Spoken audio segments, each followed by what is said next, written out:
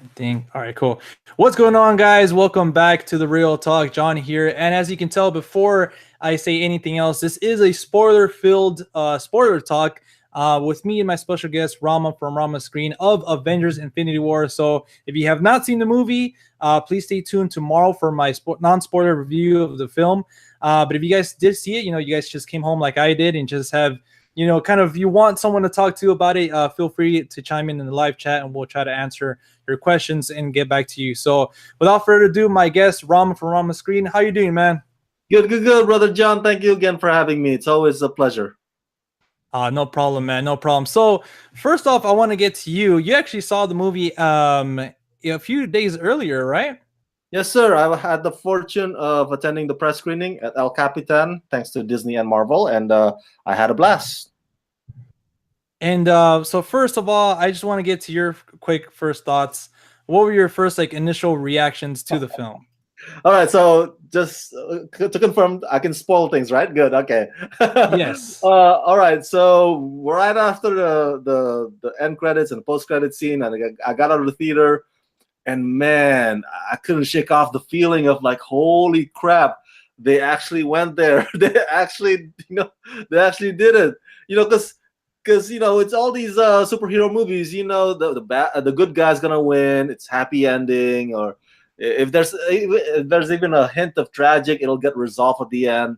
But no, man. I mean, and it's good because we need heartbreaks from time to time. Kind of keeps us humble. That's how I see it. And what happened at the end of Infinity War, I was like, oh snap! See, something's wrong. They didn't work together as a team enough, or whatever it is. Because Thanos won and half of the universe died. Holy crap. And then also the way they dust away some of our beloved characters is just impressive. Like when Black Panther was holding Michonne, I forgot Michonne's characters, the Nai Gurira's character. And I was like, okay, which of these two is gonna go away? It's like, oh no, it's like they take away even they're brave enough to take away even the lead characters. You know what I'm saying? That's how bold this movie is. It's like, man, that's right. We just did that. That's what they're saying to us. Yeah, go ahead. Yeah, exactly, man. I was surprised in that as well too. I mean, the whole film, to me, was just it just went up and it kind of never went down, But yeah, you're right. Just at the end, when everybody, kind of just fades away. You're right. I thought it was going to be Denai's character, but they took away Black Panther, and also Spider-Man and Star-Lord and you're right. They kind of pulled a Game of Thrones sort of Walking Dead on us ending. Kind of just Thanos sits back and smiles, and then it ends, and it's just like, well, the heroes are supposed to win. What do you mean? So I have to applaud Marvel for having the balls to do that. Obviously, we do know there's a part 2 or a sequel of sorts coming next year, so we'll see how it all gets resolved or if it gets resolved. And that little post-credit scene too, alluding to Captain Marvel. We do have some people here at the chat. We have Coach Movies and also Tyler Calvert. So welcome, guys. Coach Movie says I'm shaking, and yeah, literally, I feel him, man. And then Tyler Calvert is saying Captain Marvel will save the MCUs. Yeah, I hope she does. I hope she saves some of our beloved characters. I was still waiting though. I don't know if you, Rama, were waiting for like an Ant-Man or Hawkeye to come in the last minute and somehow try to do something. Did you think they were gonna pop up or no? No, here's what's funny, because Ant-Man's not in the movie, and Ant-Man and the Wasp is coming up. So I'm guessing the story is set in a different, not in the same time as happening as Thanos. You know what I'm saying?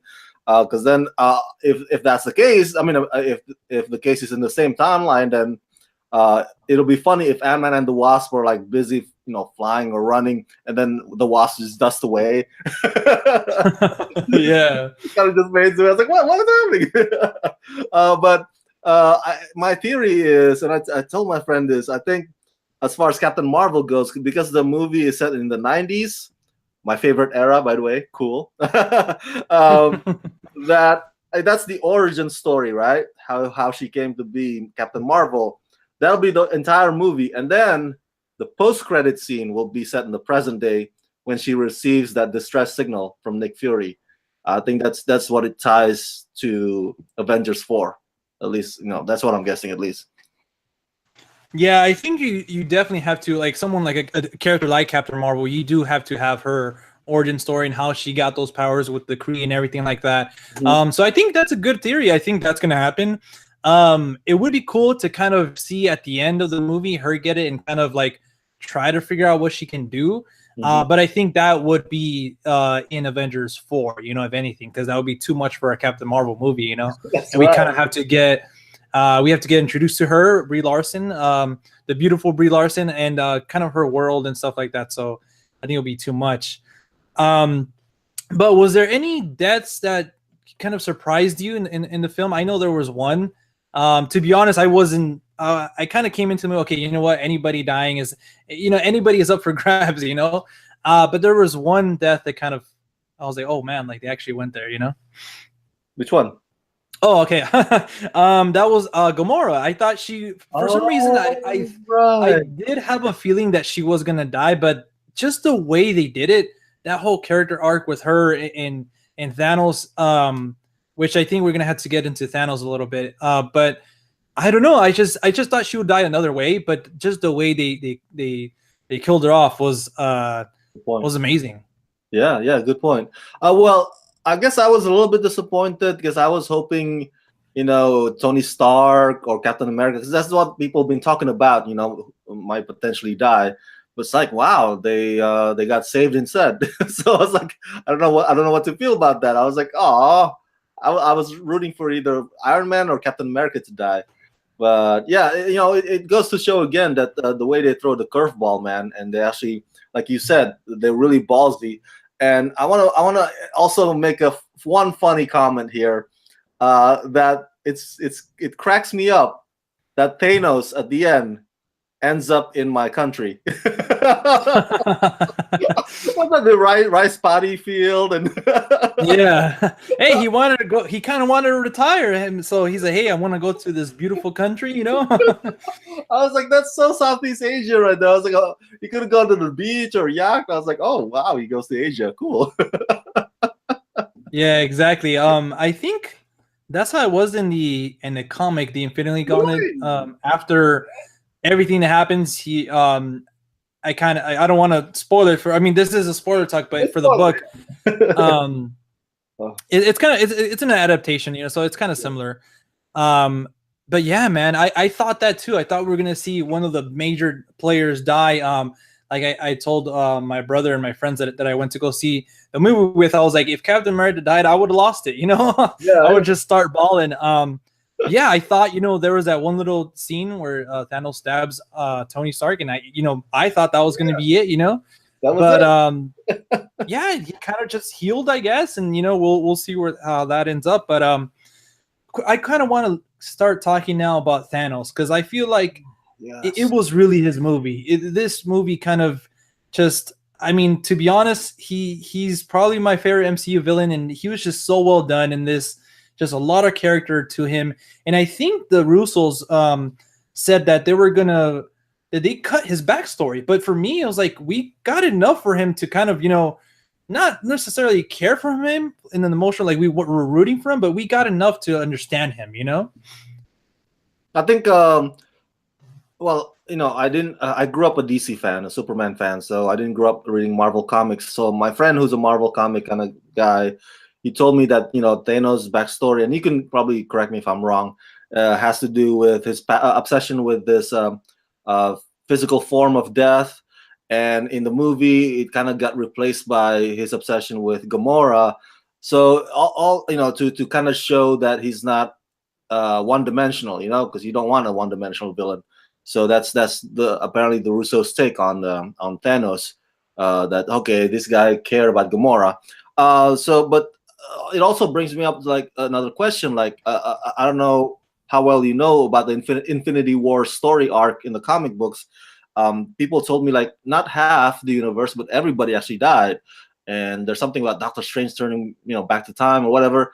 So I want to hear actually what the die-hard Infinity War story arc comic book fans think about the movie. About Thanos, about the changes that the Russos made, and whether they are as stoked as the movie as I am. Because I don't know much about Marvel comics, and I love I love at least the storytelling approach of this film. Yeah, go ahead, Mira. Yeah, definitely from the comic, I do think they took a lot of changes. There is a lot of characters like Mephisto, Silver Surfer, Galactus that show up, and literally almost a lot of great, big, powerful characters show up and kind of try to do what they can versus Thanos. But yeah, I think Doctor Strange does something. He does have a big part in the graphic novel, but at the end, it's kind of Nebula who kind of takes the gauntlet from Thanos out of all people. And then they actually try to recruit him to try to help the Avengers and everybody who's left try to stop Thanos. I mean, the Nebula actually. So it's different, definitely. I think if I may interject also, that's a good point, because remember when the Avengers 2012 movie came out, and there's some people who are like, how's this gonna work out? Because Ant-Man the Wasp, or Ant-Man at least, he's part of the Avengers. He created the Avengers. So, but Marvel Studios made it work.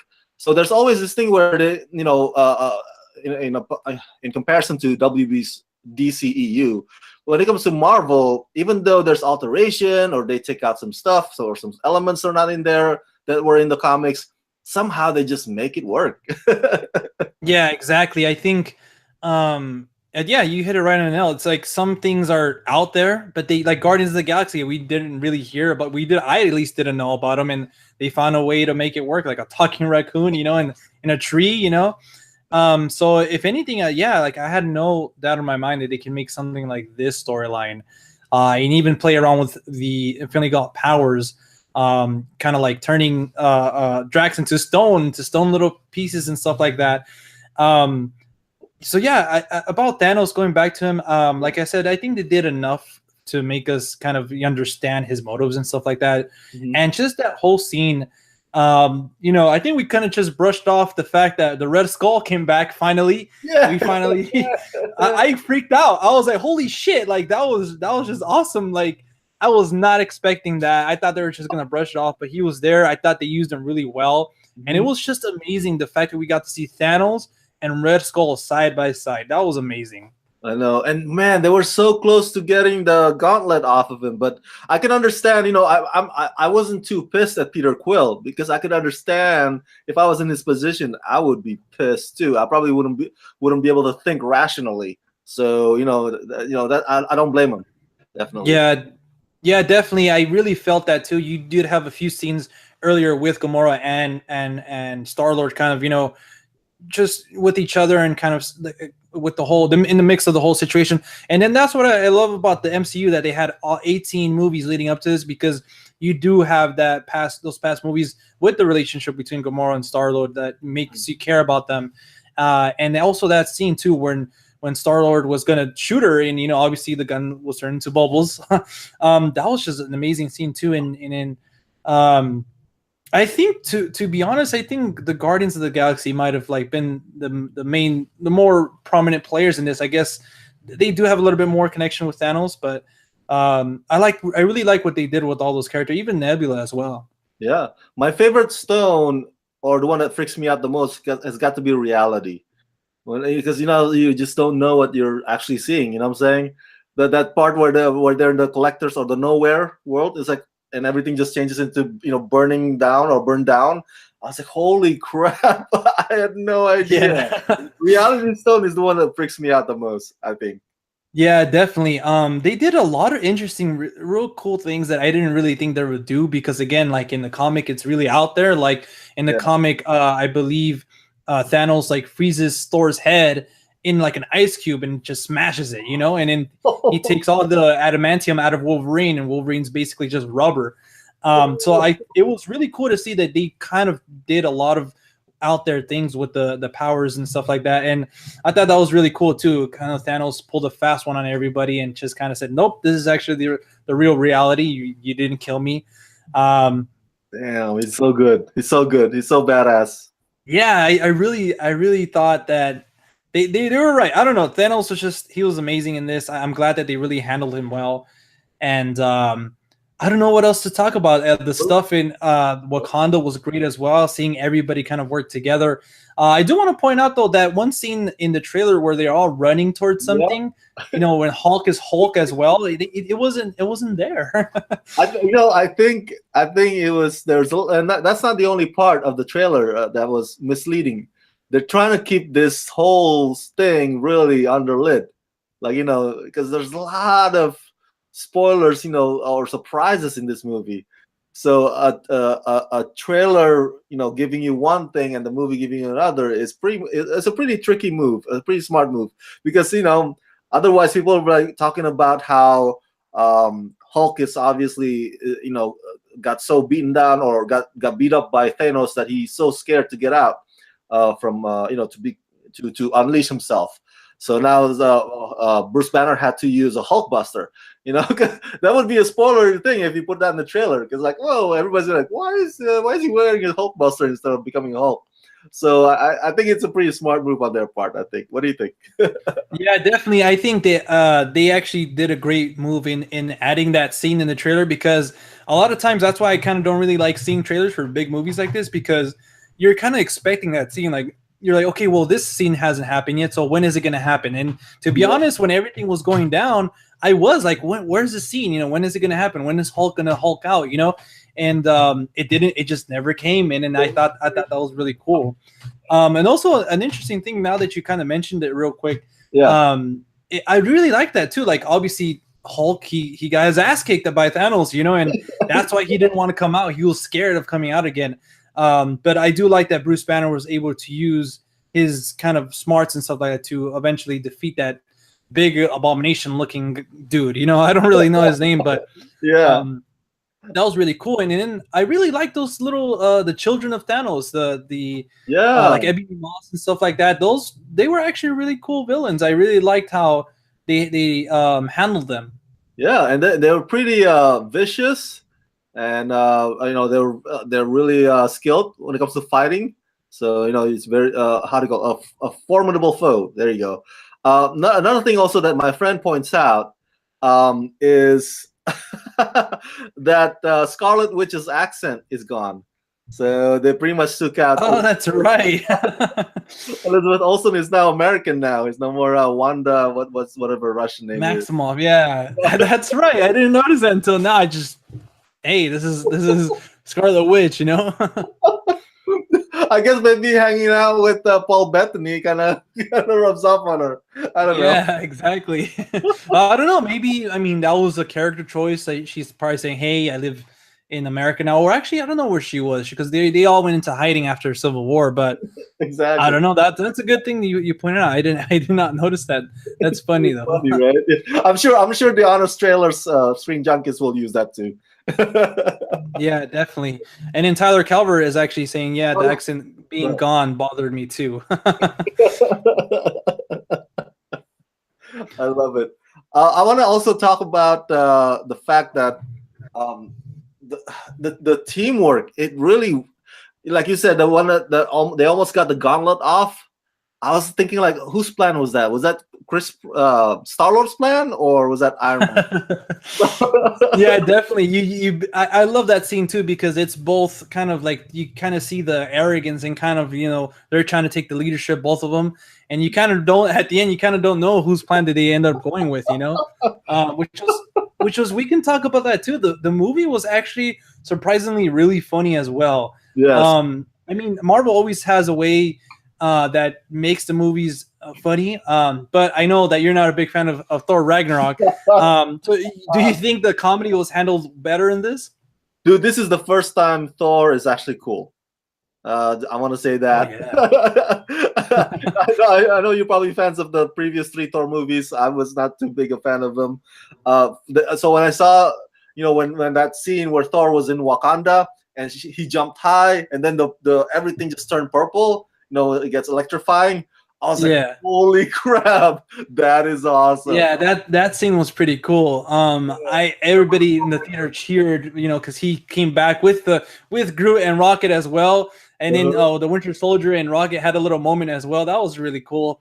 That was. Just the fact that we got to see a lot of these characters interact with each other was great. Like I love that Thor went off with Rocket and Groot, and Rocket kind of trying to. You see why Rocket is a valuable team member in the Guardians. Kind of also his character is really great. He knew he's like that he had that little moment with Thor. He's like, okay, now time to be the captain. He goes to talk to him. He's like, hey, are you ready for this? Like I really like that about this movie. How like each character, surprisingly, there's like 65 characters, but I feel like they got their moment as well. I agree. I think that was one of the concerns, right? When you have so many characters, how are you gonna balance it? One will get neglected. One will get more screen time than the others. It won't be fair. But man, the way they did this for this movie, it was like well balanced. Even the tone too, very well balanced. And I just want to say also, if I may, theorizing about Avengers 4. Yeah, Because we talked about it earlier, how somehow Kevin Feige, the Russo brothers, the screenwriters, McFeely and Marcus, I think their names, they just make it work. Like if for example, and I'm sure you being a Marvel fan would know the character Adam Warlock. Warlock. Yeah, Yeah, exactly. So so he's supposed to be the one that kind of equal to Thanos. But we never had a history of Adam Warlock in any of the previous 18 Marvel MCU movies. So I don't know how they're gonna bring him out for Avengers 4. But again, even if they're not bringing out Adam Warlock, if for example they bring out Ronan, Jeremy Renner as Ronan, or they bring out Ant-Man and the Wasp in Avengers 4, or Captain Marvel, I think I have so much faith in Feige and the guys that I think they're just gonna make it work somehow. People will be like, oh, this is not the same in the comic. The comic, Adam Warlock shows up, but you know what? I like this version too. I think that yeah. might be something that could happen. No, yeah, definitely. They found a way to make it work. I think they really understand these characters at this point. Like you said, it was 18 movies in the making, and yeah, I think in that Infinity Gauntlet graphic novel, Adam Warlock does have a big part as well. We did get a glimpse of him in Guardians 2 at the end, with the Solvern people, but I feel like it would have been too much for this movie to have him show up and kind of explain, why he's really powerful and stuff like that. I believe, if I'm not mistaken, he does have the Soul Stone in the comic book, so I think they did change that for the film. And I think maybe he's probably going to be a more prominent character in Guardians 3. Yeah. But yeah, it's going to be interesting to see what Avengers 4 is going to look like. Who's going to come back, and are they going to include like Captain Marvel or even Ant-Man and the Wasp? And I think that's the only movies we're getting from now until the fourth Avengers. But yeah, it's going to be a long year, man. It's kind of it's not necessarily a cliffhanger, but it kind of is because we want to see like, how is this going to be resolved if it's even going to get resolved at all, Yeah, and another thing also is like, how's Tony Stark gonna get down from Titan? But then again, he probably gonna depend on his smarts and wits, and build himself a spaceship or something. Yeah. he's probably gonna pull a Matt Damon and make potato, out of shit. I don't know. The Martian. But I was like, it'll be interesting to see Tony Stark and Nebula dynamic on how they're gonna work together to get themselves out, because they don't have a portal, So we'll see how that true. Everybody else faded until dust. It's just Tony and Nebula. That's gonna be interesting as well. I think. Sorry, I keep rambling on, but my friend point out this too. I wanted to ask for your opinion on that. That Doctor Strange, I think he said something along the line of, because he was formulating all these way outs, right? And he said only one works in their favor, right? Yeah, like this was the only way or something like that. Exactly. Oh yeah, yeah. He said it's like 14 million or something. Exactly. So I think because my friend said the reason why he chose to save Tony Stark, because remember he said like, I'll give you the stone, if you let him live. You know what I'm saying? He said that to Thanos. Because I think that one one way out that he got when he was foreseeing things involves Tony Stark being alive. Yeah, That exactly. it had to happen. That it's okay that I died, but you have to live because you're the one that's gonna be able to solve this. I don't know how, but I think you see what I'm getting. What do Yeah, no, yeah, definitely. I feel like that too. Because at the end, they kind of did look at each other before Doctor Strange faded away. He Yeah, did say, "Hey, this is the only way," or that was the only way, something along the lines of that. exactly. I think maybe this is the plan that or the version of where everything is okay. Just some things have to happen in order for them to win at the end. Like some characters dying or something like that. Um, but based on the pictures and the leaks of the set of Avengers 4, we do see kind of people from like in the same uniforms and costumes of Avengers, the first one. So and in Ant-Man's there. So Hmm. maybe in the Ant-Man and the Wasp movie it's going to be explained or something. Because I know they said that the Ant-Man and the Wasp film is taking place before the Hmm. events of Avengers Infinity War. So maybe they're going to go on another adventure and maybe explain why they were absent. Hmm. But yeah, man, it's just I'm gonna go see it again tomorrow morning in IMAX this time because I saw it in Adobe Digital in IMAX and AMC. No. So I have to see it again to kind of take everything in this time. Where I was just kind of left in awe, of this amazing movie. And yeah, man, I don't know what else to say. We can go on and on I'm for glad. forever I'm with glad Loki this. died, though. I'm glad Loki died. Loki, man. Yeah, hope. I mean, I like that character, but hopefully he does stay dead. I mean, I do like that if he does stay dead. I do like the way he went out. He Yeah, was kind of it was you really know cool. we thought he was gonna be bad again, trying to help Thanos because that's how he's been all along, and but he was trying to kill Well, him at the end, and he was killed right in front of his brother. So yeah, it was dramatic. I love it too, brother. And if only though, I think my friend also said this, and I'm sorry I can't take the credit, but he said if only though that MCU or Marvel had not announced that there's gonna be Spider-Man 2, Homecoming 2, because they already announced it.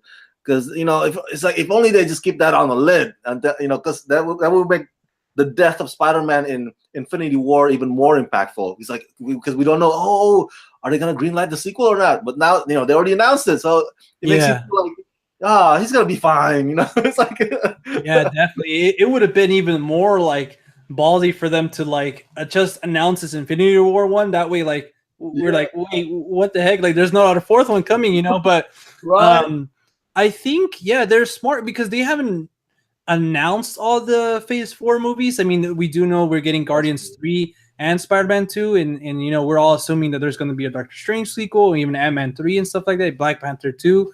Um, but now, I mean, they haven't really said anything about Black Panther 2. So like, is he gonna stay dead or is Suri gonna take over? So yeah, I agree with them. I think they should have just kept everything under wraps until like Comic Con this year or D23 Expo or whatever.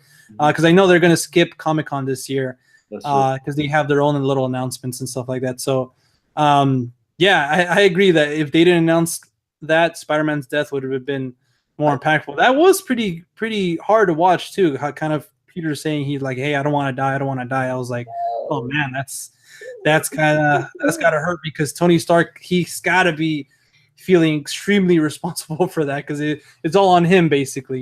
Yeah, no, I agree. I mean, and it's mentor mentoree. They have that bond. Speaking of which, Spider-Man: Homecoming was to me felt also kind of like Iron Man 3.5 because Iron Man is so Yeah, involved in that. So I'm glad that Infinity Wars is not somebody's 1.5. It's not Black Panther 1.5. It's not Guardians of the Galaxy 2.5. It was so balanced, man. Everybody get their thing. Balance between humor and drama. Oh man, the Russo brothers are just excellent storytellers. I'm not surprised why they get hired and hired again and again by Marvel. I am surprised, however, why WB keeps hiring Zack Snyder, but that's another story, another conversation. So yeah, those are my thoughts. no, yeah, definitely. I think I seen an interview where the Russo brothers were saying like, "Hey, we kind of want to do other things, but we do love the relationship we have with Marvel, and we wouldn't be." we wouldn't, you know, close the doors on doing another thing for Marvel. So I mean, they've been on fire ever since they, you know, the Winter Soldier was a fantastic movie. Captain America: Civil War was, So you know, again, amazing. And this one is no different. I'll put it up there with those films, you know. And yeah, I think I want to end things there, Rama. How where does this film rank? Is it in your top 5, top 10 of MCU films? Okay, so before or prior to screening Avengers Infinity War, I don't know if I mentioned to you, the top 3 for me was The Avengers 2012, excuse me, Civil War, and then Ant-Man. I just love Ant-Man. Awesome. Yeah, that was like I did not see that coming. But yeah, Ant-Man is great. Ant-Man is enjoyable. But now it's The Avengers, Avengers Infinity War, Civil War. Wow, that's awesome. I gotta. It's definitely in my top 5 for sure.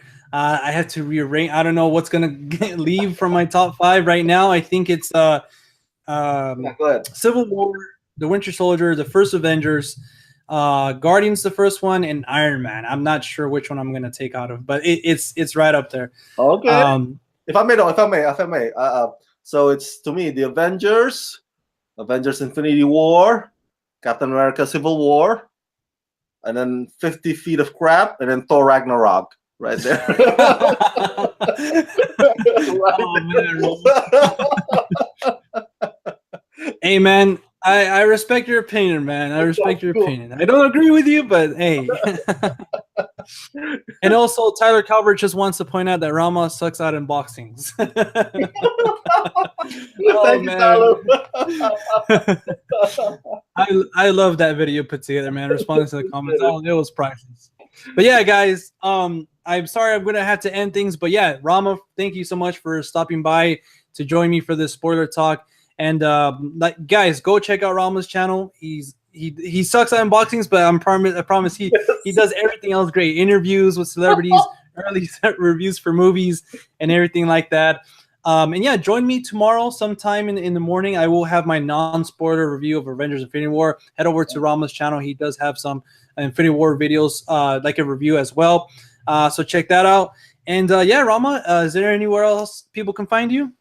That's it. YouTube.com/RamaScreen1. Subscribe. All right, guys. So make sure to leave some comments in the comment section down below what you guys thought about Infinity War and anything that you guys heard in this spoiler talk. But yeah, until next time, we'll catch you later. We'll see you at the movies. Bye, guys.